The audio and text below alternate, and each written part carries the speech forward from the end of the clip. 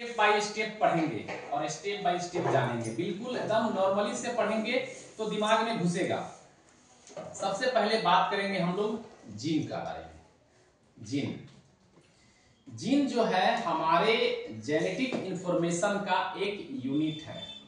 अब आता है बात व्हाट इज जेनेटिक इंफॉर्मेशन। हमारे माता पिता, हमारे पूर्वजों के शरीर में जो था, उनके दिमाग में जो था, जो उनके खून में था, वो सारी चीजें होती है जेनेटिक इंफॉर्मेशन।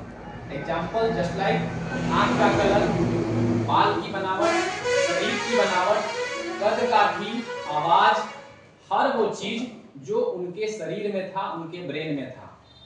जो भी इंफॉर्मेशन हमारे पूर्वजों के पास था, मतलब उनके शारीरिक से लेके मानसिक तक, ये जानकारी जिसको हम लोग बोलते हैं जेनेटिक इंफॉर्मेशन। क्लियर है ना? जेनेटिक इंफॉर्मेशन जो हमारे पूर्वजों के पास से हमारे पास आया by the help of gene. Gene सबसे छोटा इकाई है जिसको हम लोग सेल कहते हैं, हमारे शरीर की रचनात्मक और क्रियात्मक इकाई। उसी तरह से जीन को हम लोग कहते हैं हमारे पूर्वजों के जेनेटिक इंफॉर्मेशन का एक इकाई, सबसे छोटी इकाई। मतलब एक जीन किसी एक स्पेसिफिक इंफॉर्मेशन के लिए बना है। हमारे एक सेल में 20 से 25 हजार जीन है, तो वो हर एक जीन अपने आप में एक इंफॉर्मेशन रखा है। कौन सा इंफॉर्मेशन? Genetic information. मतलब हमारे पूर्वजों की जानकारी कि उनका आंख का रंग कैसा था, उनके बाल का रंग कैसा था, उनकी बाल की बनावट कैसी थी, उनकी कद काठी कैसी थी, वो दिखने में कैसे थे, उनके नाक कैसा था, उनका शारीरिक बनावट, और यहाँ तक कि उनका सोच कैसा था। ये है हमारा जेनेटिक इंफॉर्मेशन। कोई नहीं भूलेगा इसको आज के बाद। जेनेटिक इंफॉर्मेशन मतलब हमारे पूर्वजों की जानकारी। पूर्वजों की जानकारी ये नहीं कि उनके पास 4 हवेली थे।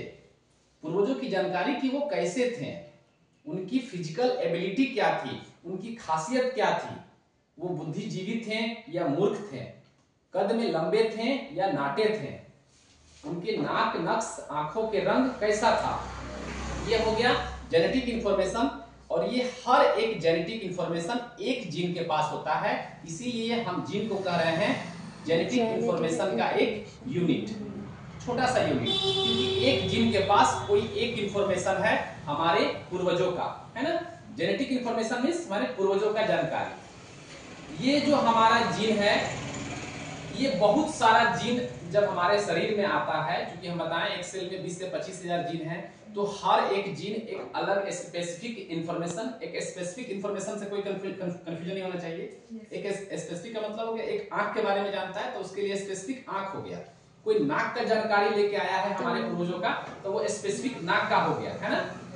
हर एक जीन एक ही इंफॉर्मेशन रखता है, और बहुत सारे जीन बहुत सारे इंफॉर्मेशन रखते हैं, उसी को हम लोग डीएनए बोलते हैं। बात समझ में आ गई? जीन हमारे शरीर में जो जेनेटिक इंफॉर्मेशन लाता है उसका सबसे छोटा इकाई है, और बहुत सारे जीन जो अपना अपना इंफॉर्मेशन लेके आता है और कलेक्शन बन जाता है, तो वो डीएनए है। ठीक है?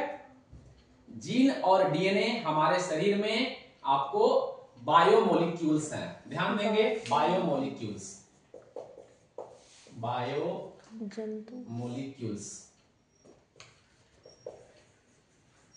अब आता है सवाल व्हाट इज बायोमोलिक्यूल्स।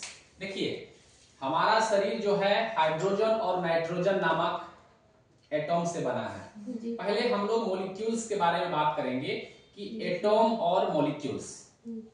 एटॉम एक प्रकार का मैटर होता है जो किसी एक विशेष काम के लिए है। जस्ट लाइक आयरन, एक बड़ा सा आयरन है, रड है, लोहा है, उसमें अगर केवल लोहा है तो उसका छोटा सा एटॉम भी उसके अंदर क्वालिटी किसका होगा? लोहा का। तो